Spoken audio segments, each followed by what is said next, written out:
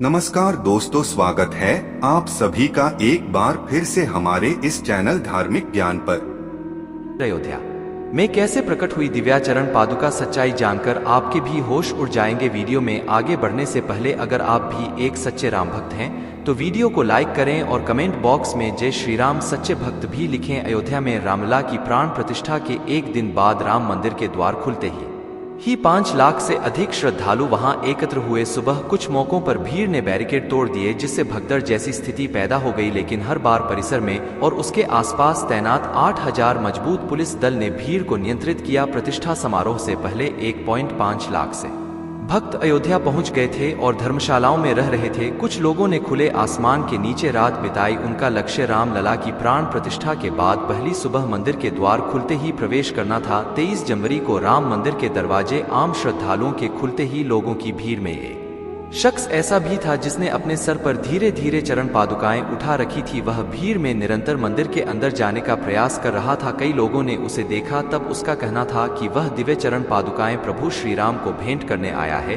क्योंकि यह उनकी ही चरण पादुकाएं हैं। कार्तिक नाम के एक भक्त का कहना था कि वह शख्स जिसने चरण झुकाए अपने सर पर उठाए हुई थी, वह हमारे साथ कई घंटे तक दर्शन के लिए इंतजार में खड़े रहे। उस दिन तकरीबन 5 लाख श्रद्धालु अयोध्या राम मंदिर में दर्शन करने के लिए पहुंचे थे और तकरीबन 4 से 5 घंटे तक वह शख्स उस दिव्य चरण पादुकाओं को अपने स्तर पर धारण किए थे। उनका एक ही कहना था कि वे यह चरण पादुकाएं प्रभु श्री राम के लिए लाए हैं और उन्हें सौंप कर ही अपना कर्तव्य पूरा करेंगे। जब तकरीबन 4 से 5 घंटे इंतजार करने के बाद हमें रामलला के दर्शन का सौभाग्य प्राप्त हुआ, उस समय भी वह मेरे साथ थे। उन्होंने वह चरण पादुकाएं हैं प्रभु श्री राम के गर्भगृह के सामने रख दी। जब मैंने उनसे उनका नाम पूछना चाहा तब उन्होंने कहा कि मैं यहाँ से 14 किलोमीटर दूर भरतकुंड से आया हो और अचानक न कहीं अंतर्ध्यान हो गए। यह चमत्कार अपनी आंखों के सामने देखकर है।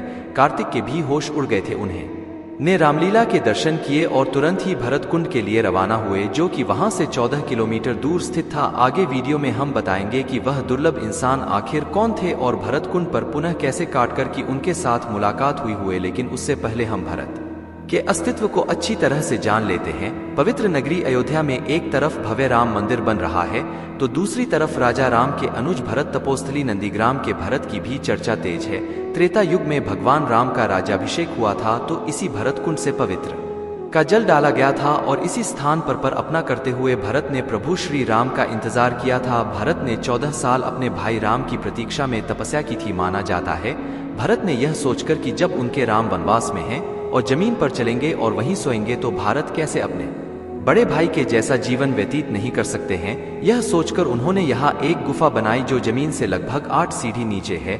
यही उन्होंने 14 साल तक किया गया। जब श्री राम जी 14 वर्ष के वनवास के लिए राजपाट छोड़कर चले तो भरत उनको मनाने गए, लेकिन मर्यादा पुरुषोत्तम श्री राम अपने पिता के वचन से बंधे थे।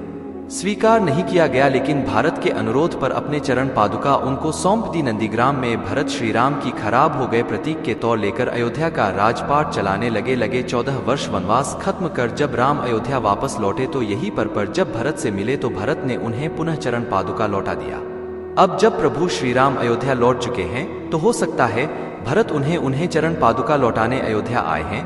जब कार्तिक भरतकुंड पर पहुंचे तो भरतकुंड प्रभु राम के आने की खुशी में पूरी तरह से सजा हुआ था। तभी कार्तिक जी को रहस्यमय तरीके से वहीं भरतकुंड में स्नान करता हुआ दिखाई दिया गया, जो चरण पादुका लिए अयोध्या राम मंदिर में मौजूद था। इसके बाद कार्तिक ने उनसे पूछा कि आप अयोध्या में रहस्यमय तरीके से कहां गायब हो गए थे और आप यहां पर क्या कर रहे हैं। तो उस व्यक्ति ने कहा कि हमारे पूर्वज कई सालों से इसी भरतकुंड के आसपास ही निवास करते हैं और प्रभु श्री राम के भाई भारत को अपना ईष्ट मानते हैं। एक दिन रात के समय स्वयं हरण हमारे सपने में आए और उन्होंने हमसे कहा कि भरतकुंड के गुफा के अंदर एक विधेयक चरण पादुका रखी हुई है, उसे ले जाकर अयोध्या में नवनिर्मित राम मंदिर के अंदर रखना होगा। वहां प्रभु श्री राम अपना राज सिंहासन संभालेंगे। और जब हमारी आंखें खुली तो स्वप्न अनुसार अपने राजा का आदेश मानते हुए हम चरण पादुका को अपने सिर पर रखकर अयोध्या धाम के लिए रवाना हुए। और जब राम मंदिर आम श्रद्धालुओं के लिए खुल गए आया तब हमने वह दिव्य चरण पादुकाएं प्रभु श्री राम को समर्पित कर दे दी।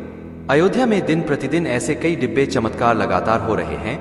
हाल ही में 22 जनवरी 2024 को अयोध्या के भव्य राम मंदिर में भगवान रामलला की प्राण प्रतिष्ठा हुई। इसके अगले ही दिन लाखों लोग अपने आराध्य के दर्शन को उमड़ गए और इसी दौरान एक बंदर भी गर्भगृह में प्रवेश पेश कर गया। श्री राम जन्मभूमि तीर्थ क्षेत्र ट्रस्ट ने ट्विटर पर इसके बारे में जानकारी साझा करते हुए कहा है कि वहां तैनात सुरक्षा कर्मियों का कहना है, यह हमारे लिए ऐसा ही है कि मानव स्वयं हनुमान जी रामलला के दर्शन करने आया है।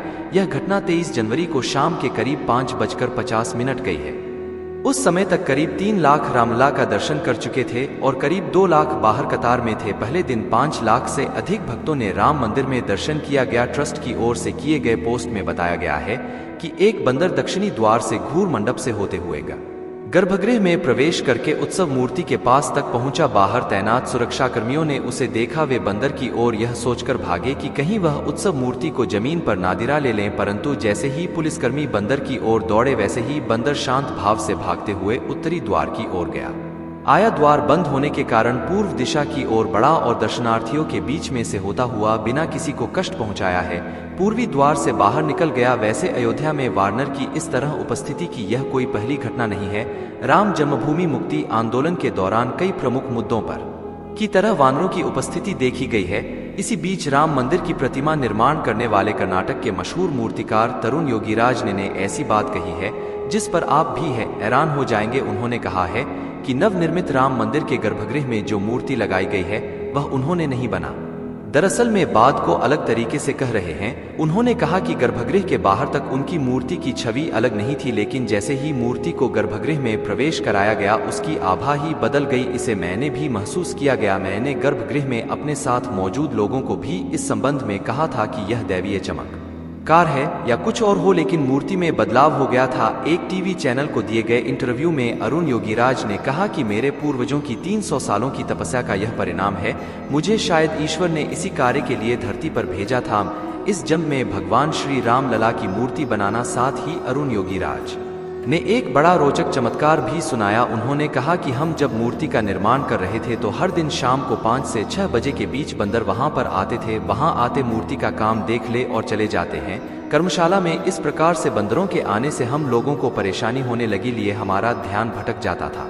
फिर हमने ट्रस्ट के महासचिव चंपत राय के समक्ष इस बात को रखा। उन्होंने कर्मशाला में घेरा लगवा दिया गया, वहां दरवाजे लगवा दिए गए। उस दिन शाम को जब बंदर आए और उन्होंने पूरा इलाका बनवाया तो दरवाजा पीटना शुरू कर दिया। हमने दरवाजा खोलकर देखा तो एक बंदर को वहां पाया। अरुण योगीराज ने कहा कि जब हमने दरवाजा खोला तो वह अंदर आए, मूर्ति का निर्माण देखा और चले गए। फिर हमने दरवाजा बंद नहीं किया। ऐसे कई चमत्कार अयोध्या में नित्य प्रतिदिन हो रहे हैं।